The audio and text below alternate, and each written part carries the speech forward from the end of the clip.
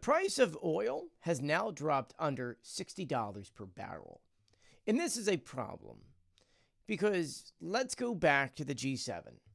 The G7, in a way to try to punish Russia for their war in Ukraine, put a price cap on oil at $60.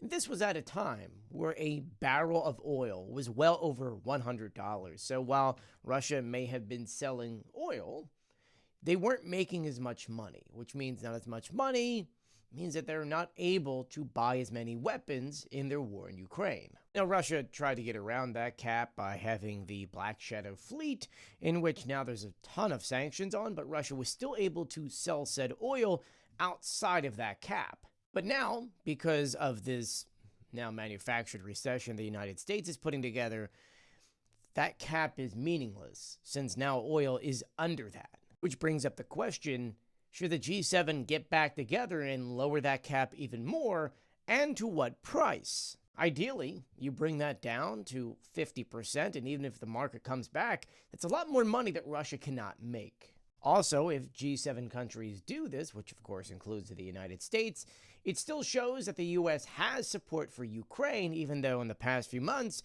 we really haven't seen much support for Ukraine from the United States. This, by the way, just comes a few days before the Ramstein's going to meet on Friday, in which we know that Ukraine is going to ask the United States, or at least, say, hey, you guys have some air defense systems, Patriot systems you're not using?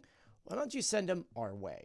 Let me know your thoughts in the comment section below. Please share my videos and follow me for more.